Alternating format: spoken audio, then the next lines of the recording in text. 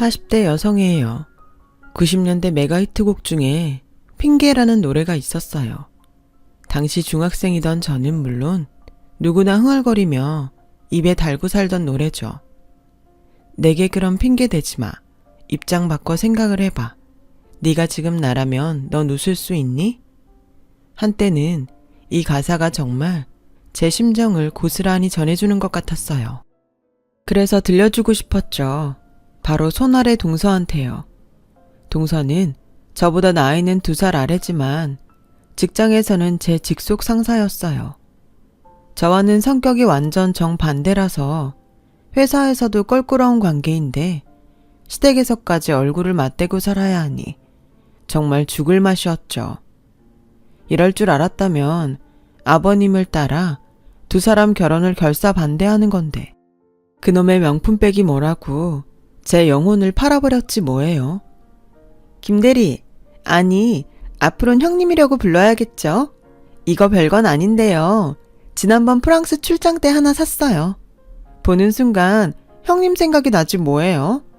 형님이 피부도 희고 팔다리가 길어서 이런 거 하나 팔에 걸치면 정말 잘 어울릴 것 같더라고요.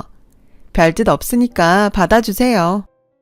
그날 그걸 받지 말았어야 했는데 그 백이 쥐약인 걸 알기에 속으로는 절대 받지 말자 다짐을 했음에도 이놈의 궁상맞은 손이 불쑥 앞으로 나가는 바람에 어쩌겠어요.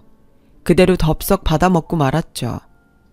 먹은 놈은 먹인 놈한테 꿀린다는 인간사 불변의 법칙 그대로 결국 저는 시동생 결혼에 반대는커녕 발바닥에 땀이 나도록 시댁을 드나들며 동서 PR에 앞장서야 했어요.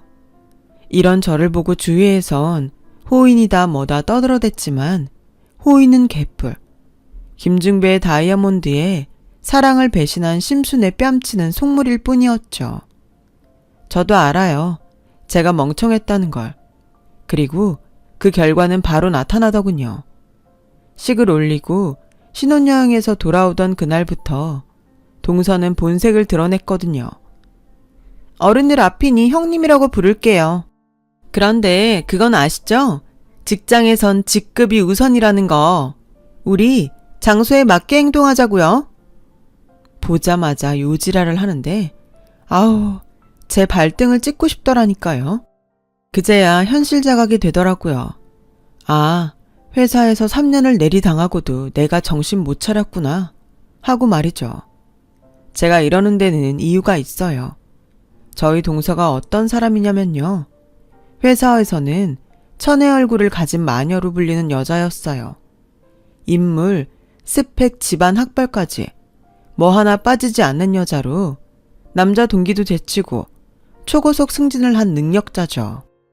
근데 그 능력이란 게 좀 다른 의미의 능력이었죠. 네 거도 내 거, 내 거는 당연히 내 거 라는 심보로 부하 직원의 성과를 자기 걸로 만드는데 일가견이 있는 사람이거든요. 그러니 같이 일해본 아랫사람들 중에 동서를 좋아하는 사람이 없었어요. 반면 윗사람들은 아주 좋아하더라고요. 뭘 맡겨도 성과를 내는 인재라나요? 뺏는 것도 능력이라면 인재는 인재죠. 암튼 저 역시 동서한테 3년 넘게 핏발린 입장으로서 동서의 시댁 입성에 걱정이 앞서긴 했어요. 남편은 이런 저를 보고 윗사람으로서 속 좁게 굴지 말라고 하는데요. 자기가 제 처지였다면 모르긴 해도 더했으면 더했지 덜하진 않았을걸요. 아무튼 동서의 이런 남다른 능력은 시댁에서도 10분 발휘됐어요. 어찌나 회사에서 하던 짓을 그대로 하던지 미치고 팔딱 뛸 뻔했다니까요. 일일이 열거하면 나를 새도 모자라니 대표적인 걸로 하나만 얘기할게요. 그러니까 몇 년 전 봄의 일이에요. 어머님 생신을 맞아서 온 가족이 모여 저녁을 먹기로 했어요. 이름 있는 한식당에 모일까 하다가 아버님이 발을 다치시는 바람에 그냥 집에 모여서 먹기로 했죠. 동서는 시집와서 처음 맞는 어머님 생신이라 제가 기띔을 해둔 상태였죠. 그런데 생신 전날 갑자기 그날 출장에 잡혀서 참석 못하겠다고 하지 뭐예요. 내내 아무 말 없더니 말이에요. 그래서 제가 한마디 했죠. 동서, 출장은 꼭 내일이 아니어도 되잖아. 다른 직원을 보내도 되는 일인데 굳이 동서가 가는 이유가 뭐야? 그러지 말고 출장 좀 미뤄봐. 그랬더니 정색을 하며 그러더라고요. 이봐요, 김대리. 여긴 직장이에요. 내가 장소에 맞게 행동하자고 했죠? 도대체 몇 번을 말해야 알아들어요? 사람이 개념이 없는 거야? 머리가 딸리는 거야? 개념 좀 갖고 사세요.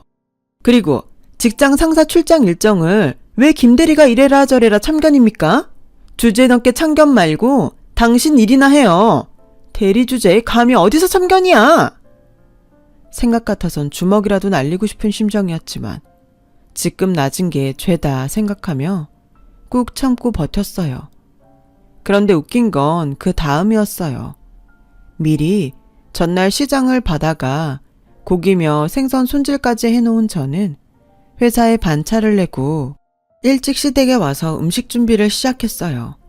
혼자서 이리 뛰고 저리 뛰면서 음식 준비를 마치고는 다들 식탁에 둘러 앉았는데 그때 동서가 어머님께 전화를 했더라고요. 미리 고액 현금 선물을 시동생 편에 보낸 터라 어머님은 시종일관 밝은 표정으로 통화를 하셨어요. 하지만 통화를 마치시고는 얼굴을 붉히시며 제게 그러시더라고요. 얘, 너는 지금 밥이 넘어가니? 작은 애는 너 때문에 부산까지 출장을 가선 밥도 못 먹고 생고생이라는데 어쩜 그렇게 철딱서니가 없니? 어머님이 느닷없는 말에 황당한 저는 그게 무슨 말씀이냐고 물었어요. 몰라 묻니? 네가 일처리를 잘못하는 바람에 작은 애가 그거 수습하느라 출장 간 거라던데 사람이 염치가 있어야지. 아무리 네가 집에서 손윗사람이라도 그렇지. 네 잘못을 왜 엄한 사람한테 떠넘겨? 그가 몰랐는데 너 아주 나쁜 습관이 있구나. 작은 애 올라오면 당장 가서 사과해. 손윗사람이 본이 되지는 못할 망정 어떻게 아랫사람한테 책임을 떠넘겨? 게다가 회사에서 지보다 높은 사람을. 제발 나이값 좀 하고 살아라.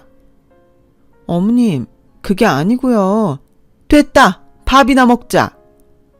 어머님은 제 얘기는 듣지도 않고 말을 끊으셨어요. 여우 같은 지집애. 마른 하늘의 날벼락이라고 기껏 생각해서 미리 기뜸까지 해줬더니 지 편하자고 날 무능하고 무책임한 사람으로 만들어? 화가 나서 참을 수가 없었어요.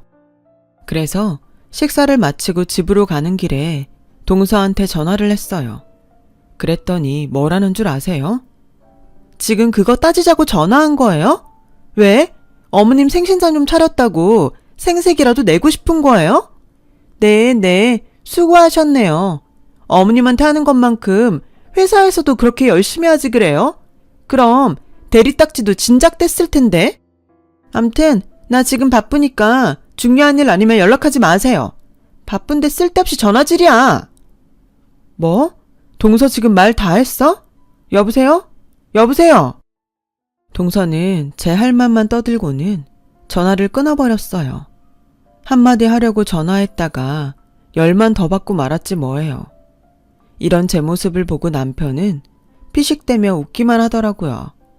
그 모습에 자존심도 상하고 우라가 치밀어서 눈물이 다 나더라고요. 그놈의 명품백만 아니었으면 내가 이런 꼴도 안 당했을 텐데 내가 내 발로 지옥불에 뛰어들었다 싶었죠. 그 외에도 여우 같은 동서 때문에 집에서도 회사에서도 이상한 사람으로 찍힌 게 한두 번이 아니었어요. 하지만 시동생은 물론 어머님과 제 남편까지 동서의 값비싼 선물에 넘어가선 지난 5년간 지방 경조사 다 챙겨가며 며느리 노릇해온 저를 나몰라라 했어요. 유일한 제 편은 아버님 뿐이었죠. 아버님은 처음부터 동서를 탐탁지 않게 생각하셨거든요. 동선의 집을 아름아름 알고 계셨는데 주위에서 평판이 그리 좋지 않았던 모양이었죠. 게다가 아버님은 불과 몇 년 전까지도 직장 생활을 해오신 분이라서 직장 상사를 집안 식구로 들이는 게 얼마나 불편한 일인지 잘 알고 계셨죠. 그래서 더더욱 제 심정을 헤아려 주셨던 거예요.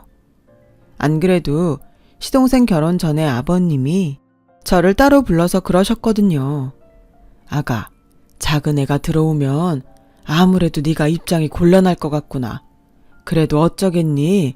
이미 하기로 한 혼사인데 서로 맞춰가며 사는 수밖에. 그래도 힘들어서 못 버티겠다 싶으면 나한테라도 하소연하려무나. 시애비가 돼서 며느리 위에 그 정도 한탄도 못 들어주겠니? 그때는 그저 말씀만이라도 고맙다고 생각했는데 상황이 이렇다 보니 결국 아버님을 찾아가 신세 한탄을 하게 되었어요. 퇴근 후 아버님과 만나 포장마차에서 소주잔을 기울이는데 장소가 그래서 그런가 오랜만에 속 얘기를 해서 그런가 그렇게 기분이 좋을 수가 없더라고요.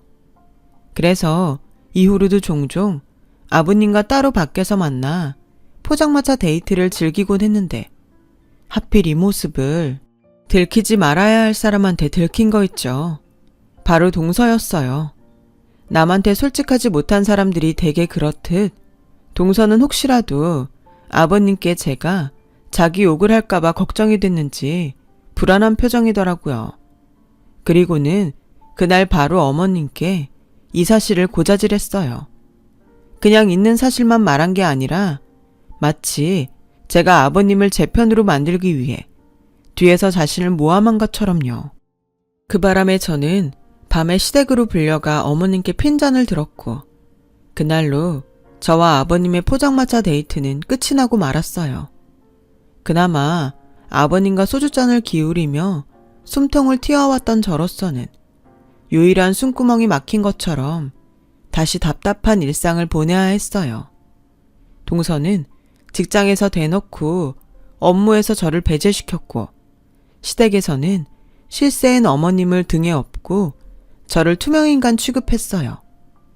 그렇게 몇 달이 지난 어느 날 출근을 해보니 사람들이 모여서 소곤거리고 있더라고요. 얘기를 들어보니 회사에서 명예퇴직 신청을 시작했다더라고요. 안 그래도 동서랑 사이가 안 좋아서 고과 점수가 나빴던 저로서는 가장 위태로운 처지였어요. 전공을 바꾸느라 대학을 2번이나 다녔던 저는 동기들보다 사회생활도 늦게 시작해서 직장생활을 한 경력이 상대적으로 짧았어요. 나이는 40대지만 남들보다 5년가량 뒤처진 셈이니까요. 그래서 직급도 나이에 비해 낮았는데 그나마 이젠 직장마저 잃게 될 판이었죠. 회사에 칼바람이 불었다는 소식이 퍼지자 사무실 안은 평소와 달리 정적이 감돌았어요. 들뜬 얼굴은 오직 동서뿐이었죠. 부하 직원들 실적을 가로챈 덕에 실적면에서 간부들한테 평판이 좋은 데다 친정아버지가 저희 회사 전문인과 친분이 있었기 때문에 안정권이 있었거든요. 그렇게 불안한 시간이 흐르고 드디어 올 것이 오고야 말았어요. 제가 저희 부서 1순위로 명예퇴직 명단에 올랐다는 얘기를 들었거든요. 막막한 제 심정과 달리 동서는 활짝 핀 얼굴로 마치 축제에 온 사람처럼 제게 그 사실을 전해주었어요. 이런 동서 앞에서 애걸복걸하는 모습을 보이고 싶지는 않더라고요. 매달려 울고불고 해봐야 별 수 없는 걸 알기에 일찌감치 단념했는지도 모르겠네요. 아무튼 그날 밤 남편과 상의한 뒤 길게 끌지 않고 바로 회사에 사직서를 냈어요. 그렇게 퇴사를 하고 한동안은 앞으로 뭘 해먹고 살아야 하나 고민을 했죠. 그랬더니 하루는 시어머님이 동서와 함께 집에 찾아왔더라고요. 너 하는 꼴 보고 진작 알아봤다. 오죽하면 그 나이에 회사에서 잘리니? 네 동서를 봐라. 이런 와중에도 이번에 승진까지 했더라. 그 나이에 취직도 힘들 텐데 앞으로 뭘 먹고 살려고 그래? 설마 내 아들 등골 빼먹고 살 생각은 아니지? 정 안 되면 식당 설거지를 하니 있어도 절대 집에서 놀 생각은 하지도 마라. 사지 60 멀쩡한데 놀긴 왜 놀아? 누가 논대요. 다시 일할 겁니다. 어머님, 저 퇴사한 지 일주일도 안 됐어요. 왜 벌써부터 닭다리세요? 저요, 어머님 아들 등골 안 빼먹어요. 그러니 걱정 마시라고요. 서운한 마음에 버럭 질러버렸어요. 그랬더니 동서가 끼어들더군요. 그래요. 아무런 형님이 집에서 놀 생각을 하겠어요? 생각이 있으면 계약직이든 알바든 뭐라도 하겠죠. 그러니 너무 걱정 마세요. 괜히 신경 쓰시면 혈압 높아져요. 우리 어머님 형님 걱정에 흰머리 생기면 어쩌나 걱정이네요. 형님, 정 안 되면 어머님 말씀대로 식당 설거지라도 하셔야겠어요. 내가 누구 때문에 회사에서 잘렸는데 어머님까지 대동하고 나타나 염장을 지르는지, 안 그래도 복잡한 머리가 도끼로 찍은 것처럼 지끈거렸어요. 두 여자의 방문으로 그동안 잃었던 재기의 의지가 불끈 솟아올랐어요. 성공만이 살 길이라는 생각뿐이었죠. 다행히 대학을 2군데나 다닌 덕에 전공도 2개를 가지고 있던 저는 첫 번째 전공인 인테리어 디자인 관련 사업을 하기로 했어요. 인테리어 계통에 동기들과 선후배가 있어서 도움을 받을 수 있었어요. 일단 시장 조사를 하고 발품을 팔아 상품성이 있는 제품들을 간추렸어요.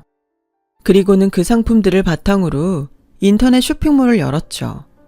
젊은 층을 시작으로 인테리어 바람이 불어서 그런가 저희 쇼핑몰만의 특색 있는 가구며 소품들이 조금씩 반응을 보이더니 3개월쯤 지난 시점부터 입소문을 타고 주문이 점점 늘기 시작했어요.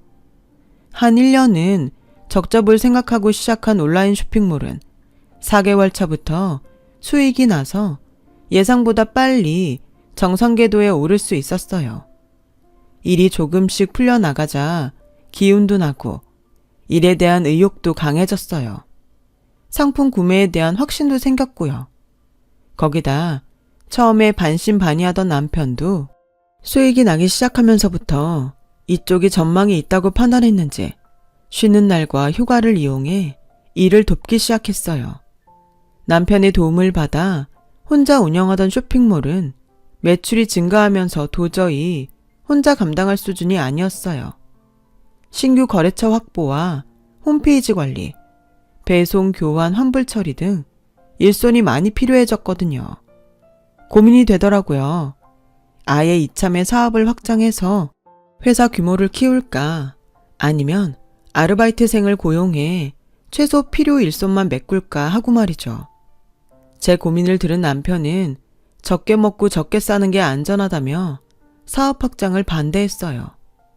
반면에 주변 지인들은 앞으로 계속 이 일을 해나갈 생각이라면 온전한 형태의 회사 규모는 갖춰야 할 거라고 조언해 주더라고요.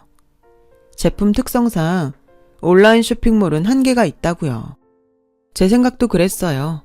소품 판매 정도로 그친다면 값싼 대형 온라인 쇼핑몰에 밀리는 건 시간 문제였으니까요.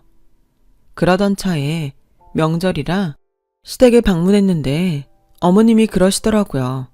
남편한테 제 얘기를 들으셨는지 대뜸 네가 하면 뭘 얼마나 한다고 확장을 하겠다고 설치니? 사업은 아무나 하는 줄 아니?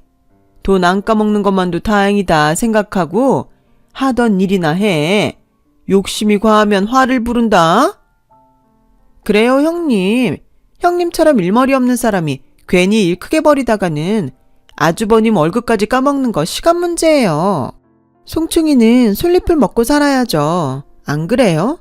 돈 안 까먹는 것만도 감지덕지로 생각하세요. 때리는 시어미보다 말리는 시누이가 더 밉다고 동서가 그 짝이었어요. 그런데 이상하죠. 어머님이랑 동서가 나서서 말리니까 더 해야겠다는 생각이 들지 뭐예요. 어떻게든 성공해서 두 인간 코를 납작하게 만들어줘야겠다 생각했죠. 그래서 은행 대출까지 받아 사업 확장을 했어요. 결정을 하기까지는 고민이 됐지만 막상 정하고 나니 오히려 마음도 편하더라고요. 먼저 동남아 여행 중에 제 눈길을 끌었던 가구와 인테리어 제품들이 생각나 해외 사업부를 개설했어요. 베트남과 인도네시아 등지에서 라탄 가구와 소품 등을 수입하려고요. 마침 TV에 유명 연예인집이 나왔는데 그 집 인테리어가 동남아 리조트 분위기여서 그 프로를 본 사람들이 저희 쇼핑몰에 주문을 하기 시작했어요.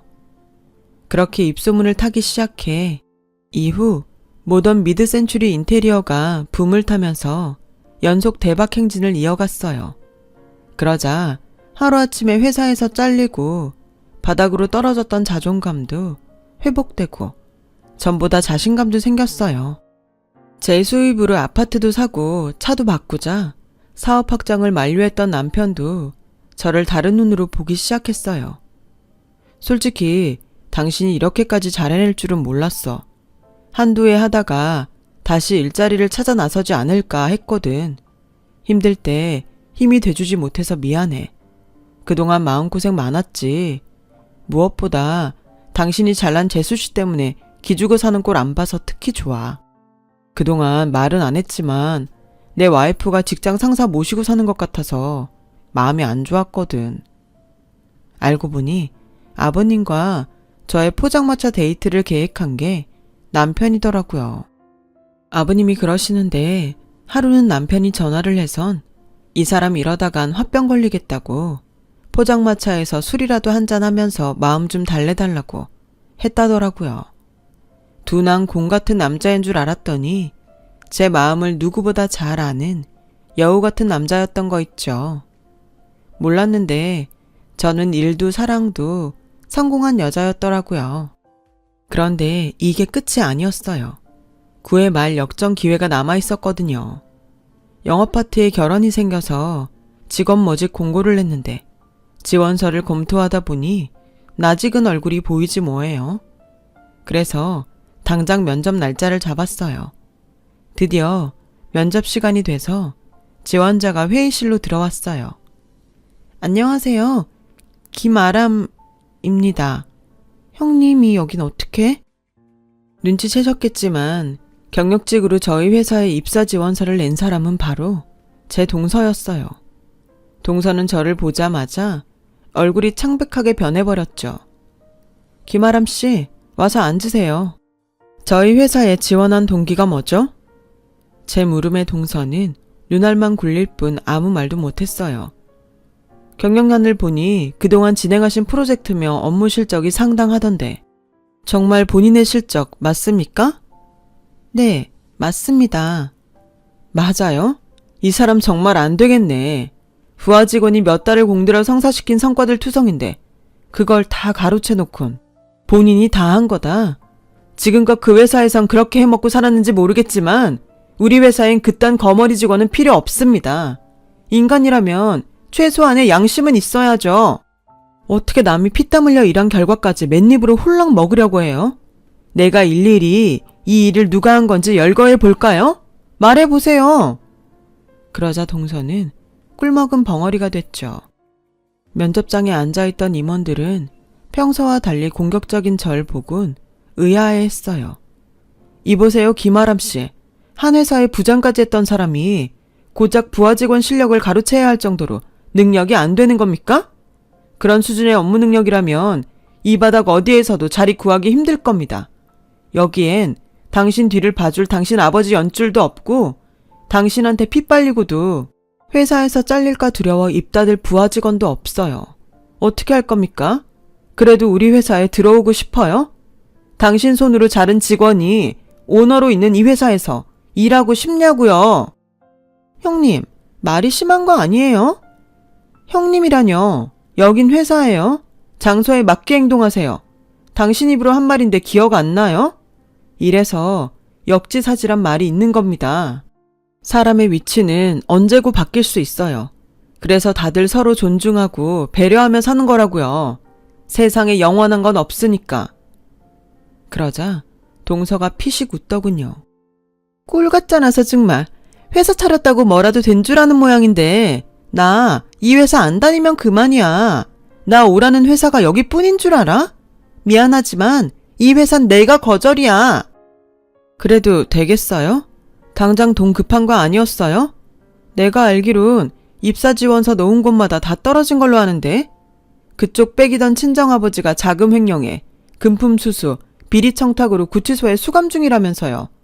이미 소문이 날 대로 다 나서 대기업엔 원서도 못 넣고 중소기업이나 스타트 기업에서 원서 넣고 다닌다는 소문 쫙 퍼졌던데? 괜찮겠어요? 그쪽은 워낙 실력이 없어서 아버지 백 아니면 힘들잖아요. 안 그래요? 이 이력서만 봐도 그래요. 그쪽이 낸 실적은 하나도 없고 죄다 부친백으로 거저 얻거나 부하 직원 성과 가르친 것 뿐이던데 이 수준으로 어떻게 취직을 해요? 그것도 경력직으로. 창피하지 않아요? 그동안 이따위를 살아놓곤 그런 게 잘난 척했던 겁니까? 인생 그따위를 사는 거 아닙니다. 당신이 지은 죄 결국 당신한테 되돌아오는 거라고요. 뭐 우리 회사에서 일할 생각 없다고 하니 시간 낭비할 필요 없겠네요. 가보세요. 불합격입니다. 저는 할 말만 남기곤 그대로 회의실을 나와버렸어요. 동서는 저에 대한 분노와 수치심에 부르르 떨고 있었죠. 제 방으로 돌아온 저는 그제야 그간 쌓였던 채증이 한 방에 날아간 것처럼 홀가분했어요. 그래서 끝날 때까지 끝난 게 아니란 말이 나왔나 봐요. 회사에서 잘리고 내 인생도 끝이 났다 생각했는데 이렇게 9회 말 역전 홈런을 날리게 될 줄 누가 알았겠어요. 게다가 그날 이후 시댁에선 많은 변화가 생겼어요. 동서 등에 타서 집안의 실세 노릇을 하던 시어머니는 동선의 집안의 몰락과 함께 이빨 빠진 호랑이가 되었고 반대로 맏며느리인 제 등에 올라타게 된 아버님은 간만에 큰 소리 땅땅 쳐가며 집안의 왕자를 탈환하셨거든요. 거기다 제가 드리는 용돈으로 지인들 사이에서도 인기가 상승했고요. 어머님은 이제야 동서를 버리고 제게 붙어버려 노력을 하시지만 글쎄요. 그 손을 잡고 싶은 마음이 안 생기니 어쩌겠어요. 그러게 평소에 잘하실 일이지. 곳간에서 인심난다고 제 주머니가 두둑해지니 주변에 많이 베풀게 되더라고요. 딱 2사람. 시어머니와 동서한테는 예외지만요. 언젠가 이 판세가 또다시 역전이 될지도 모르지만 그렇게 되지 않도록 고삐를 늦추지 않고 열심히 살아보려고 합니다. 지금까지 제 사연을 들어주셔서 감사드려요. 여러분의 인생에도 꼭 역전 홈런의 기회가 있을 거예요. 힘든 시기 다들 기운 내세요. 여러분, 사연 댓글에 응원과 현명한 조언 부탁드려요. 좋아요와 구독은 저에게 큰 힘이 됩니다. 오늘도 좋은 일 가득하세요.